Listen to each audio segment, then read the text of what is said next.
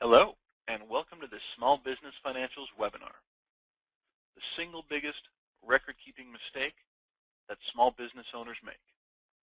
My name is John Polk, and I'll be presenting today. As you can see from the alphabet soup behind my name, I do have both my law degree as well as a Master's of Law, which is in taxation. But please keep in mind as you're listening today that nothing I say should be considered legal advice. And along with that, there are two other things that we ask you to keep in mind as you're listening. The first is that tax law is changing constantly. We do make every effort to keep the information presented in this webinar as up-to-date as possible, but we do suggest consulting with either a tax accountant or a tax attorney before you rely on any of the information that I present here today. The second thing that we ask you to keep in mind is that Small Business Financials is not a law firm, so none of the advice given here should be considered legal advice. And we here at Small Business Financials have started this company to really bring an incredibly valuable service to small business owners. We're an offshoot of Traders Accounting, where we have over 15 years of experience working with taxes and accounting for small businesses whose business happens to be trading. And more, we've seen a growing need for the same type of services offered to a broader range of businesses. And that's really our intent with Small Business Financials, to bring our 15 years of expertise and provide these services to all types of small businesses. And if you'd like to find out a little bit more about who we are and what we do, we invite you to check out our website at www.smallbusinessfinancials.com. Give us a call at 623-334-2913 or 623-334-2914. And please feel free to email us at learn@smallbusinessfinancials.com. The webinar today will be recorded, and we will have some time for questions and answers at the end of the presentation. And so if you have any questions as we're moving along, please go ahead and just type them into that question comment bar, and we'll address them at the end of the presentation.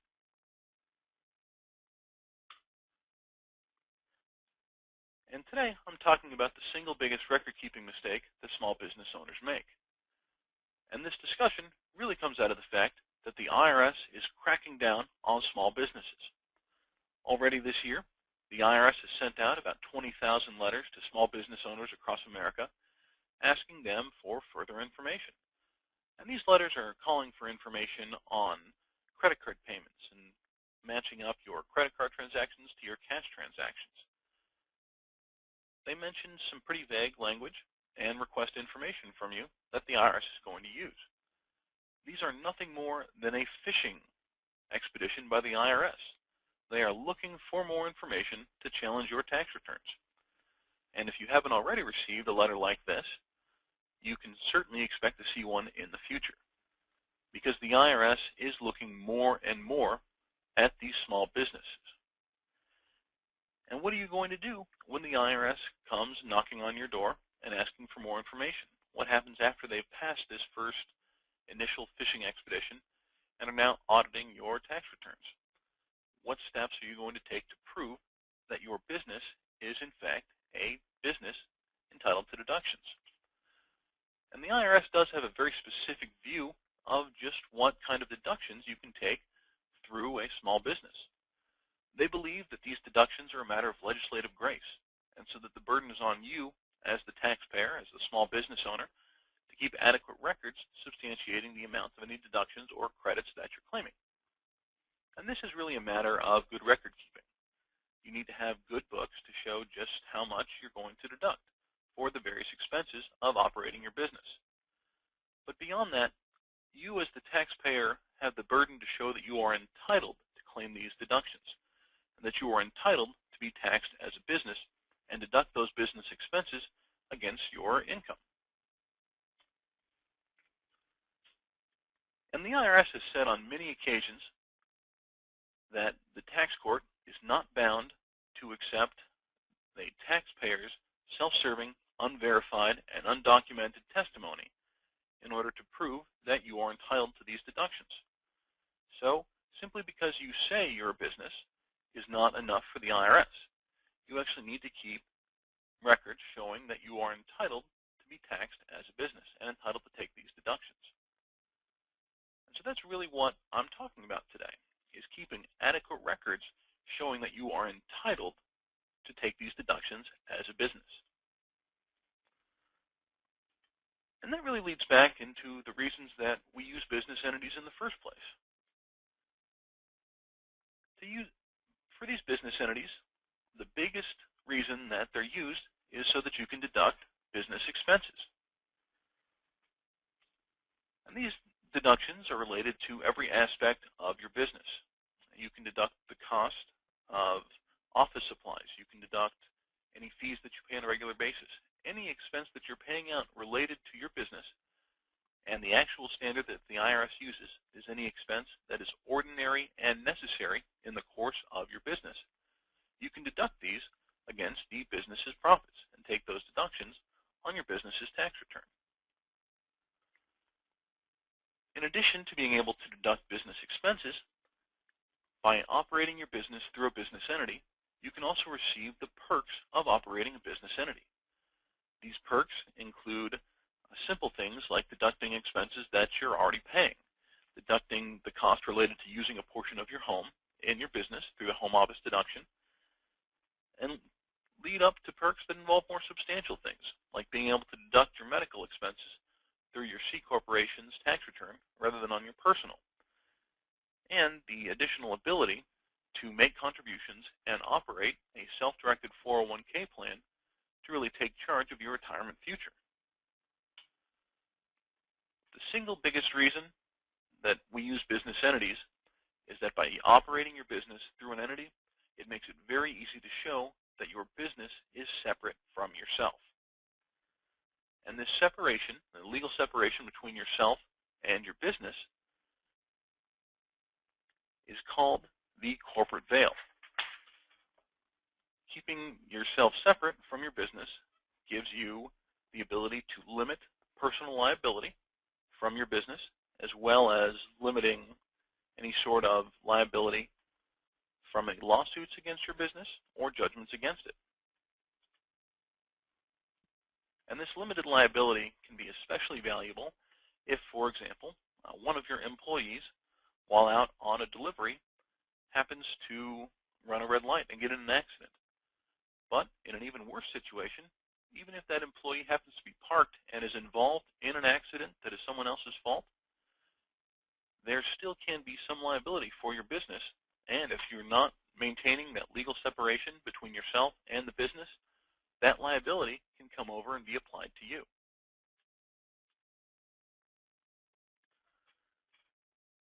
And with this corporate veil, this legal separation between yourself and your business, there are a large number of factors that go into creating this protection. The IRS and other courts look at whether you commingle company and personal assets. And these are things like paying for personal expenses out of the company bank account, whether or not your entity is engaged in fraudulent behavior. And these are things that really it's massive fraud. If you avoid committing crimes in your entity, you've avoided engaging in fraudulent behavior. We look at examples like Bernie Madoff, Enron, things like that. Next, they look at whether the entity was adequately capitalized, whether when you began your business entity, you had enough funds in it to show that it was intended to be an operating business. Next, they look at whether one person or a small related group was in charge of the entity. And for many small business owners, this is the situation. It's either yourself or a small group of people that are in charge of operating this business. And for small business owners, this makes keeping to the rest of these factors and making sure that your veil is strong according to the rest of these factors, as strong as possible, so important. Because as a small business owner, you're already starting at a disadvantage when it comes to the corporate veil. Next, they look at whether or not you're keeping current with federal, state, and local annual filing requirements and taxes. And this is really a matter of paying your taxes and filing your taxes when they're due. It's important that your business, as a function of it operating, keeps current with these tax issues. And finally, and for us really the single most important aspect of creating and maintaining the corporate veil is whether or not your business has been following the corporate formalities. And that's because this last factor is the one that you have the most control over. You can either blow it off or you can stick to these in really as scrupulously as possible. And that's really what I'm talking about today, is following these corporate formalities as best as you can. And when it comes to the corporate formalities, there are really three major factors, cogs, if you will, that go into maintaining these corporate formalities. First, you should adopt a company bylaw or operating agreement. And the bylaws would be for C corporations and S corporations. The operating agreement would be for LLCs or partnerships. And that's part of properly forming your business entity, is making sure that you have these documents in place. Once you've put these documents in place, you need to make sure that officers of your corporation or members and agents of your company abide by those bylaws. Once you've put those documents in place for your business entity, they don't do you any good if you or your agents, people who you've authorized to act on your behalf, just ignore them. So you need to follow the operating rules of your business entity. And finally, and the thing that we're going to talk about in much greater detail today, is whether or not you're holding annual meetings of directors and shareholders for a corporation or holding annual meetings of members for an LLC. And these corporate meetings are one of the single biggest areas that we see taxpayers drop the ball. Because in a small business, typically where it's just yourself or yourself and your spouse operating the business, it's more common than not that the idea of holding this annual meeting seems pretty silly. Because after all, it is just you. And that's why properly documenting these meetings and adhering to the corporate formalities is so important. And in a corporation, in an annual meeting, you would typically elect the board of directors for the next year, review the financial statements for the previous year, and then go through any other business that would properly come before the board of directors during these annual meetings. And these are typically things that affect the structure of your business. Opening new bank accounts, opening new retirement accounts, adding in additional shareholders, things of that nature. While the day-to-day business of operating your business really falls under your purview as a member of the board of directors that you would elect during these annual meetings. For an LLC or partnership, in this annual meeting, you would elect the board of directors and elect a manager if that's how you were going to be operating your LLC, with a single manager rather than a separate board of directors handling various aspects of operating the business. And again, reviewing the financial statements for the business entity and any other business that would come before your LLC. And again, these are typically things that affect the overall structure of your business. Opening new bank accounts, adding in new members, or even taking out capital in the case that a member of your LLC would like to leave the partnership or the LLC. And to properly document these meetings, you do need a couple of different things. The first is meeting notice. And this meeting notice is simply something that you must prepare and provide to everyone that is entitled to it. Typically all of the shareholders and board of directors for a corporation, and for an LLC, partnership, all of the members. This meeting notice needs to contain when the meeting is going to occur, where the meeting is going to occur, and what's going to be discussed during that meeting.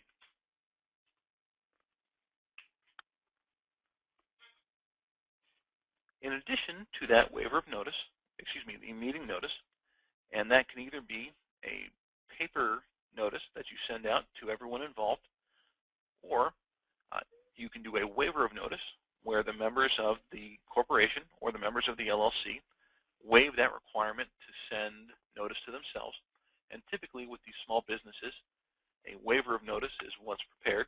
Sending a letter to yourself ends up being a little bit silly. You can save yourself some postage at least.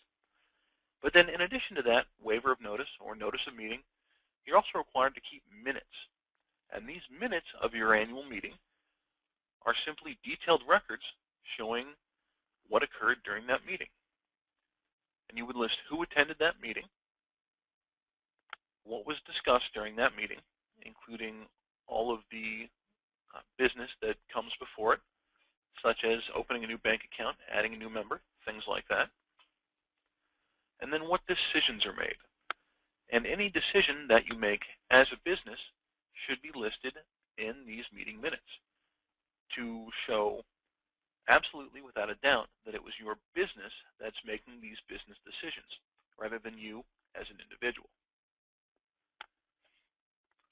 Also, as part of that minutes, you would list the resolutions that were made during this meeting. And the resolutions are really the formal documents that show what decisions have been made. A resolution to open a new bank account, a resolution to accept a new member into your LLC, a resolution to issue and sell additional shares in your corporation, a resolution to adopt a 401k plan. Any decision that you make during the meeting should be kept track of through the appropriate resolution. And finally, all of these do need to be properly documented. And keeping that documentation, showing all of this information in the proper order and in the proper place is an important component of preparing these meeting minutes themselves. And we here at Small Business Financials can help you with these meeting minutes. We can prepare the meeting documents for you, including the waiver of notice, the meeting minutes, listing all of that information that we just ran through, as well as any resolutions that are needed to be prepared as part of your meeting minutes. And we offer this service at the price of $99 per meeting.